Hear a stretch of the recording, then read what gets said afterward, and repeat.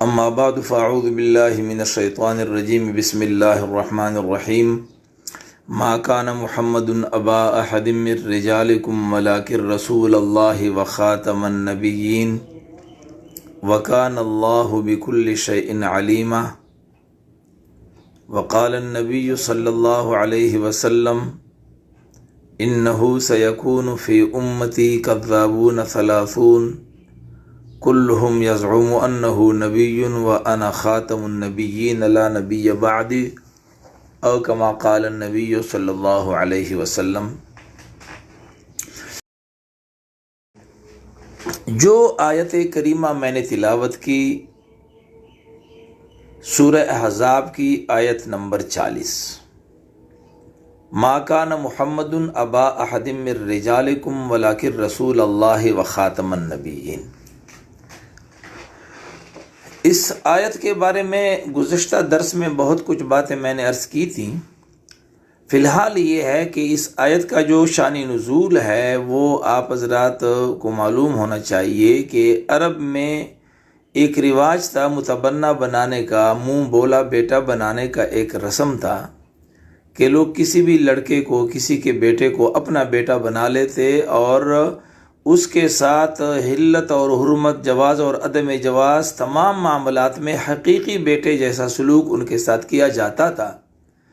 جس کی وجہ سے معاشرے میں ایک بگاڑ پیدا ہو رہا تھا۔ تو اللہ تبارک و تعالی نے اس رسم کی قباحت کے پیش نظر اس کے قباحت کو بیان کیا، اور متعدد مقامات پر تدریج کے ساتھ اللہ تبارک و تعالی نے فرمایا کہ ادعوہم لآبائہم هو اقسط عند اللہ، کہ جو متبنہ تم لوگوں نے بنائے ہوئے ہیں، منہ بولے بیٹے جو بنائے ہوئے ہیں، ان کو ان کے حقیقی باپ جو ہے ان کی طرف منسوب کر کے پکارا کرو۔ یہ اللہ کے انصاف، اور اللہ نے فرمایا کہ اللہ تعالیٰ نے ان کو تمہارا بیٹا نہیں قرار دیا۔ یہ ایک رسم، اس رسم کی وجہ سے عرب کے اس معاشرے میں منفی اور مثبت اثرات مرتب ہو رہے تھے خلاف شریعت۔ اس وجہ سے اللہ تبارک و تعالی نے پہلی تدریجاً اس کی قباحت کو بیان کیا، پھر اتفاق ایسا ہوا فلما قضا زید منہا وطرا زوجناکہا لکی لا یکون علی المؤمنین حرج فی ازواج ادعیائہم۔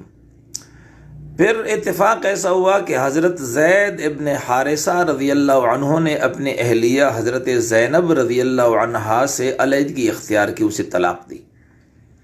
یہ زید ابن حارثہ، اس کو رسول اللہ صلی اللہ علیہ وسلم نے اپنا متبنہ بنایا ہوا تھا، منہ بولا بیٹا بنایا ہوا تھا، اور عرب میں زید کو لوگ زید ابن محمد کے نام سے پکارا کرتے تھے۔ تو یہ جب اپنی اہلیہ سے الگ ہوا تو اللہ نے فرمایا زوجنا، کہا کہ زینب کو ہم نے آپ کے عقد نکاح میں دے دیا،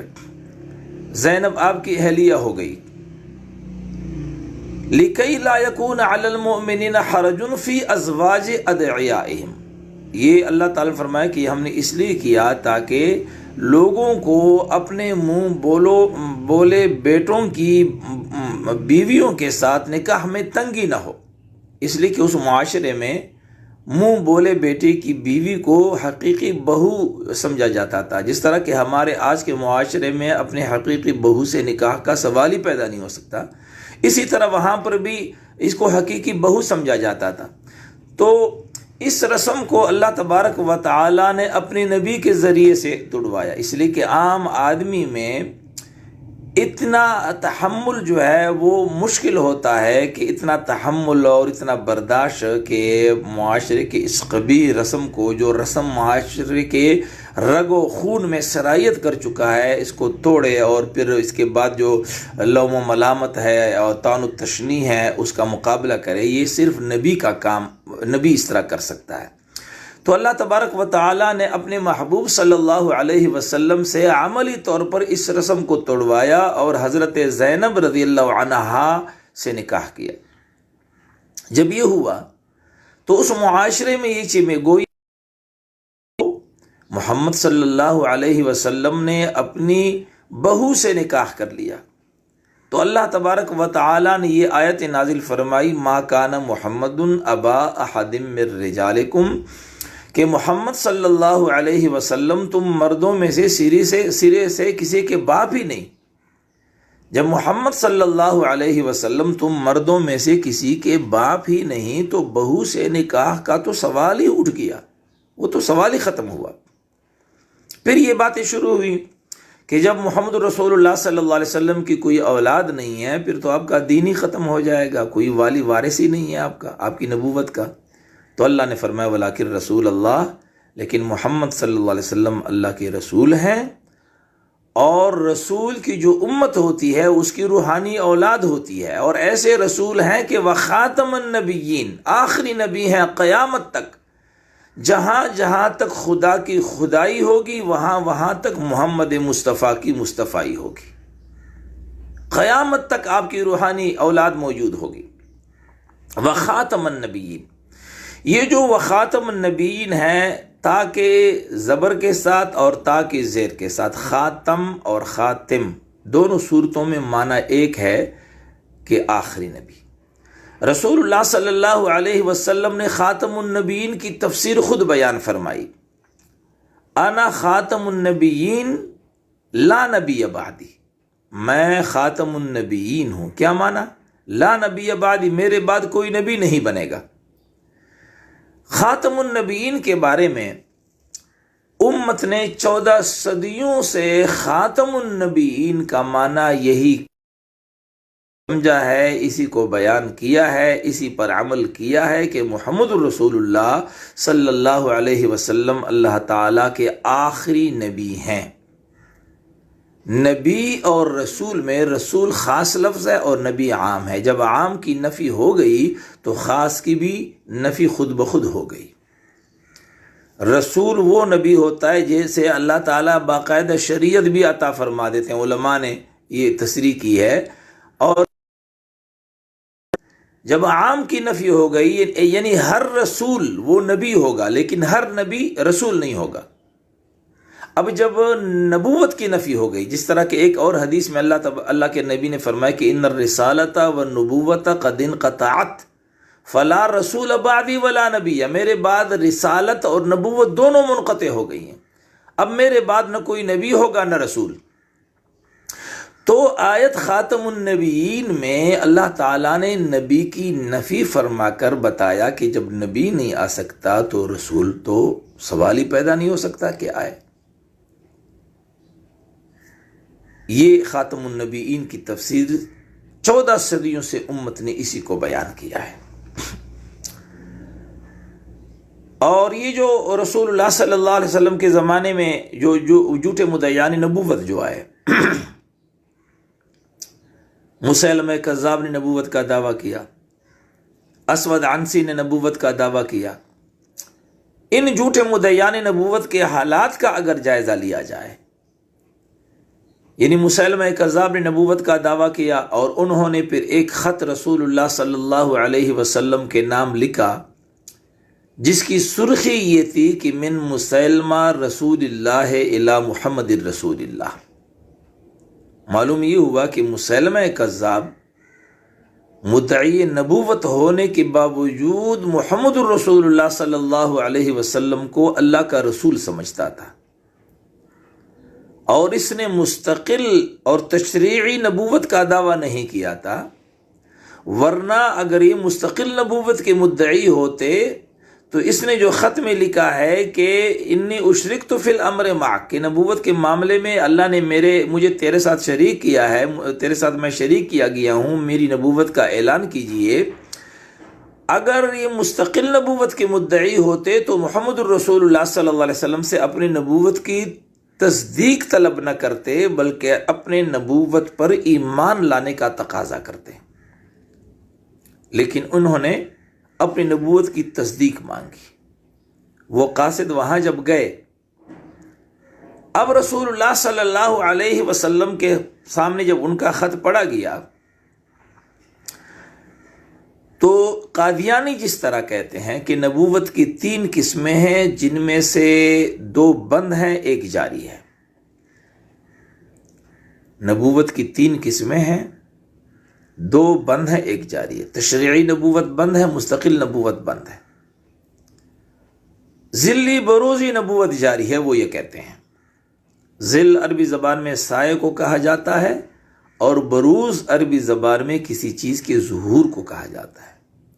کہتے ہیں ذلی بروزی نبوت جاری، اس کے ذلی بروزی نبوت کے بارے میں اور ختم نبوت اور اجراء نبوت کے بارے میں تو میں اپنے اس درس کے آخر میں، یعنی یہ میں آپ کو بتاتا چلوں کہ میرے اس درس کے ورکشاپ کے 4 حصے ہوں گے۔ ایک مقدمہ ہوگا، 3 ابواب ہیں اور ایک خاتمہ۔ جو مقدمہ ہے اس میں عقیدہ ختم نبوت کی اہمیت، فضیلت، ختم نبوت کے لیے جو تحریکیں چلی ہیں، ان کے لیے جو لوگوں نے قربانیاں دی ہیں، یہ مقدمے میں اس کا ذکر ہوگا۔ کل میں یہ بیان کر چکا ہوں، لیکن آج بھی اس حوالے سے میں کچھ عرض کروں گا۔ جو 3 ابواب ہیں ان میں قادیانیوں کے ساتھ امت مسلمہ کے جو بنیادی 3 اختلافات ہیں ان کا ذکر ہوگا۔ باب اول میں مرزا قادیانی کے کریکٹر کے حوالے سے گفتگو ہوگی۔ قادیانی لوگ مرزا قادیانی کے بارے میں کہتے ہیں کہ جی مرزا غلام قادیانی مہدی موعود تا، مہدی تا، مسیح تا، نبی تا، ولی اللہ تا، مجدد تا، مجتہد تا، وغیرہ وغیرہ۔ وہ مرزا قادیانی کی دعاوی کی ضمن میں اس کے تمام دعوے آ جائیں گے۔ یہ قادیانیوں کا موقف ہے مرزا غلام قادیانی کے بارے میں، جبکہ امت مسلمہ کا موقف یہ ہے کہ مرزا غلام احمد قادیانی کو انسان کہنا انسانیت کی تذلیل ہے۔ مرزا غلام احمد قادیانی اپنی تحریرات کی روشنی میں انتہائی بدذات، جھوٹا، مکار اور کذاب شخص ثابت ہوتا ہے۔ یہ ہے باب اول۔ باب ثانی میں یہ ہے کہ قادیانیوں کا موقف یہ ہے کہ حضرت عیسیٰ ابن مریم فوت ہو چکے ہیں اور کشمیر محلہ سری نگر محلہ خانیار میں وہ مدفون ہیں، جبکہ امت مسلم کا عقیدہ یہ ہے کہ حضرت عیسیٰ علیہ السلام کو اللہ تبارک و تعالی نے زندہ آسمانوں پر اٹھایا، اور قرب قیامت حضرت عیسیٰ علیہ السلام کا دوبارہ نزول ہوگا۔ باب ثانی میں، دوسرے باب میں اس کا ذکر ہوگا، اور تیسرے باب میں یہ بیان ہوگا کہ نبوت جاری ہے یا نبوت ختم ہے، اور خاتمے میں یہ ہوگا کہ قادیانیوں کی اس وقت سیاسی طور پر کیا سازشیں ہیں، سماجی کاموں کی آڑ میں وہ کیا سازشیں کر رہے ہیں، ہمارے بیوروکریسی میں بیٹھے ہوئے قادیانی کیا کر رہے ہیں، تو اس سلسلے میں ہماری کیا ذمہ داری بنتی ہے، ہم نے آگے کام کیسے کرنا ہے، اس باب کا بیان خاتمہ میں ہوگا۔ تو بہرحال اب میں اس طرف آتا ہوں کہ وہ خط رسول اللہ صلی اللہ علیہ وسلم کے پاس جب انہوں نے پڑھا، فإنی اشرکت فی الامر معک، حضور نبی کریم صلی اللہ علیہ وسلم نے اسے یہ نہیں پوچھا کہ آپ نے نبوت کی کون سی قسم کا دعویٰ کیا ہے۔ قادیانی کہتے ہیں نبوت کی 3 قسمیں، 2 بند ہیں، ایک جاری ہیں۔ رسول اللہ صلی اللہ علیہ وسلم نے یہ نہیں پوچھا کہ آپ نے نبوت کی کون سی قسم کا دعویٰ کیا ہے۔ اگر اس قسم کا دعویٰ کیا ہے جو بند ہے پھر تو میں نہیں مانتا۔ اگر اس قسم کا دعویٰ کیا ہے کہ جس کا جاری ہونا قرآن و سنت سے ثابت ہے پھر اس پر غور کیا جا سکتا ہے، لیکن اللہ کے نبی نے یہ نہیں پوچھا، اس لیے کہ اللہ کے نبی کو پتا تھا کہ نبوت کی کوئی ایسی تیسری قسم نہیں ہے جس کا جاری ہونا قرآن سے ثابت ہے۔ نبی سے بڑھ کر قرآن کو سمجھنے والی کوئی ذات ہے؟ اسی طریقے پر رسول اللہ صلی اللہ علیہ وسلم نے جب حبیب ابن زید انصاری رضی اللہ تعالی عنہ کو یمامہ کے علاقے میں بھیجا مسیلمہ کذاب کو سمجھانے کے لیے، اور مسیلمہ کذاب کے لوگوں نے جب اسے گرفتار کیا تو اور اس سے سوال کیا گیا حبیب ابن زید انصاری رضی اللہ تعالی عنہ سے، اور اس سوال میں ان سے یہ پوچھا گیا کہ تشہد انی رسول اللہ، کیا تم اس بات کی گواہی دیتے ہو کہ میں اللہ کا رسول ہوں؟ اور اس سوال تو اس نے یہ نہیں پوچھا کہ آپ نے نبوت کی کون سی قسم کا دعویٰ کیا ہے، یعنی اگر نبوت کی کوئی ایسی قسم ہوتی جس کا قرآن و سنت سے جاری ہونا ثابت ہوتا تو اس صحابی نے جب یہ پوچھا کہ آپ نے نبوت کی کون سی قسم کا دعویٰ کیا ہے، یہ پوچھنا چاہیے تھا کہ آپ نے نبوت کی کون سی قسم کا دعویٰ کیا ہے۔ اگر اس قسم کا دعویٰ کیا ہے جو بند ہے پھر تو میں تجھے نہیں مانتا، اگر اس قسم کا دعویٰ کیا ہے جس کا جاری ہونا قرآن و سنت سے ثابت ہے پھر بات ہو سکتی ہے۔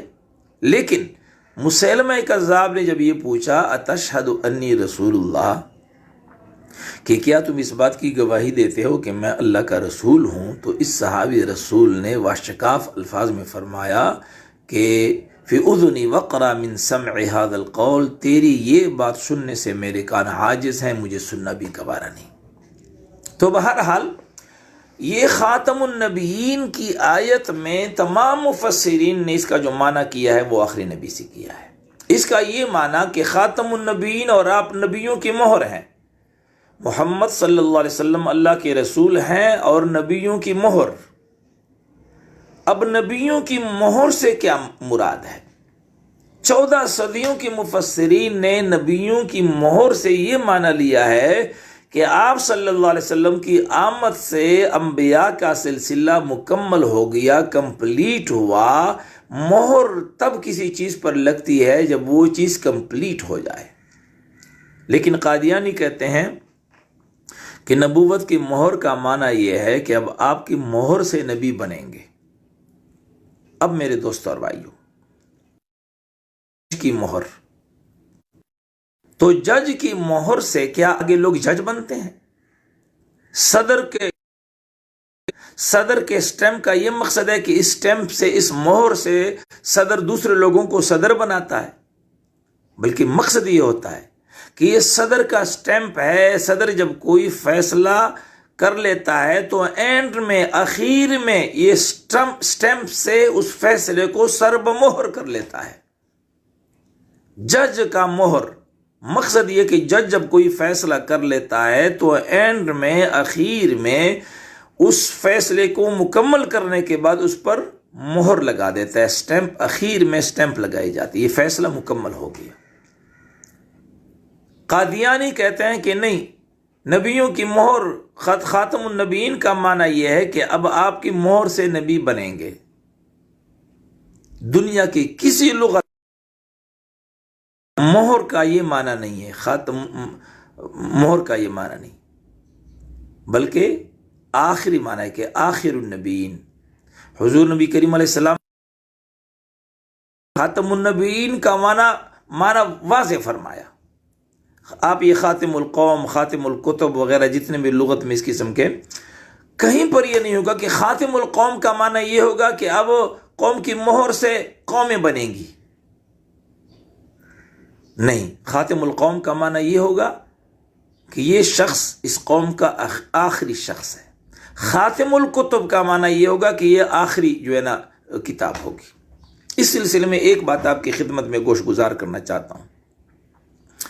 کہ بعض لوگ علماء کے بارے میں لکھا گیا خاتم المحدثین، خاتم الفقہاء، خاتم الخلفاء، خاتم الشعراء، یہ الفاظ لکھے ہوئے ہیں۔ اب قادیانی کہتے ہیں کہ دیکھو، تم لوگ جو علماء، بعض علماء جیسے